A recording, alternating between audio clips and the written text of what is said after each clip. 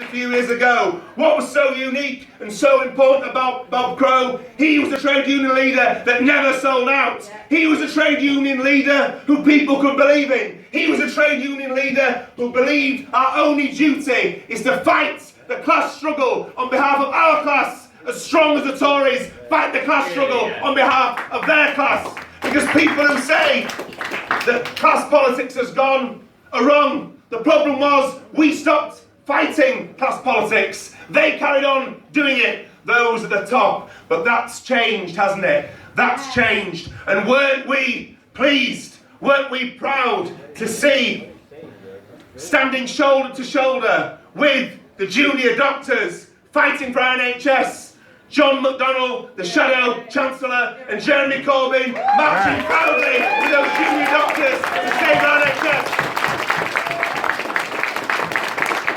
And of course, as John described, all the forces of the establishment inside Westminster, in the media and elsewhere are united in a desire to stop working class people voting and obtaining real change. But I don't know about you. I'm not bothered what the Sun newspaper says about me. I'm not bothered what the Sun newspaper says about Jeremy Corbyn. I'm not bothered what the Sun newspaper says about socialist politics. The reason being, I have no respect whatsoever for the people that run the Sun newspaper. They make a living from trying to con working class people to act against their own interests. And comrades, I believe that is unforgivable. And I don't know about you, but I'm much more comfortable with a Labour leader like Jeremy Corbyn being demonised or attempted to be demonised by the Murdoch press than I am with a Labour leader ending up as godfather to Rupert Murdoch's child. Yay!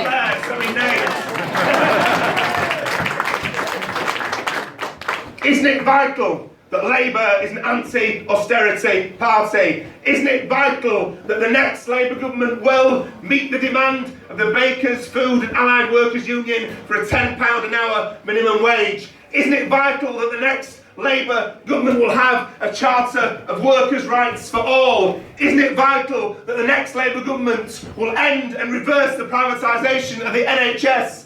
Isn't it right that the next Labour government will clamp down on the tax avoidance and tax evasion of the super rich who squirrel away their money in offshore tax havens? Money that we need for our schools, money that we need for our hospitals, and yes, money that we need to get the debt and the deficit down. The truth is, when you're fighting for real change, it's never easy. We heard John talk about that.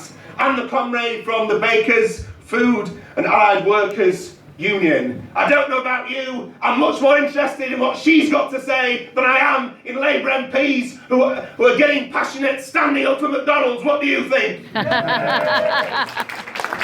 I'll do a little straw poll then.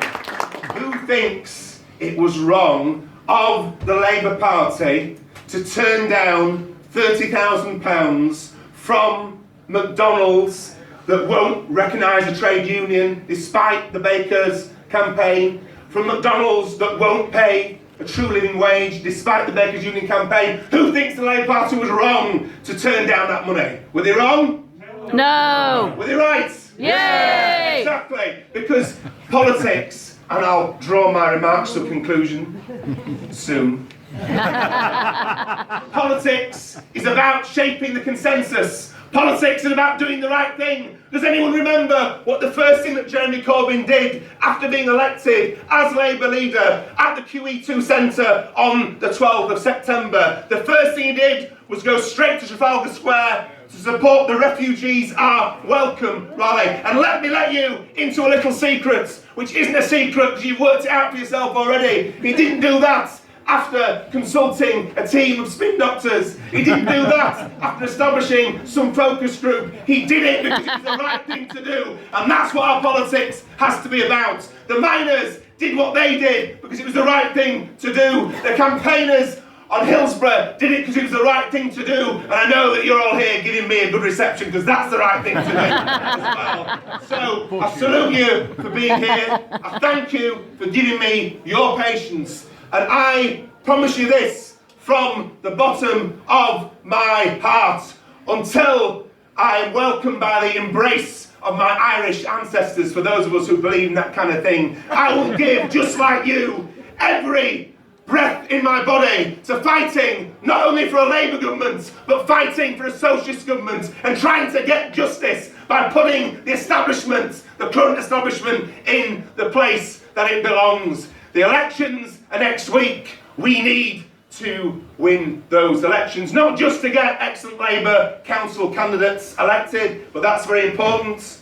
We need to do it to send a message from forgotten places like Barnsley, forgotten places like East Leeds that I represent. Let's send a message from those areas that the Tories know little and care less about. Let's send a message to the heart of the rotten establishment that a better world is not only necessary, a better world is possible, and we need a positive socialist alternative to the austerity economics that has failed our economy and has failed our country. And I will end on this, the words of a great trade unionist, the words of a great socialist, a great man, Jim Larkin, who said, "The great only look great because we are on our knees." Arise then. Onwards to victory, comrades. Thanks for your patience. Fantastic. Thank you very much. Thank you much from all our three speakers in this section. Next we're going to have Grace Petrie playing a guitar.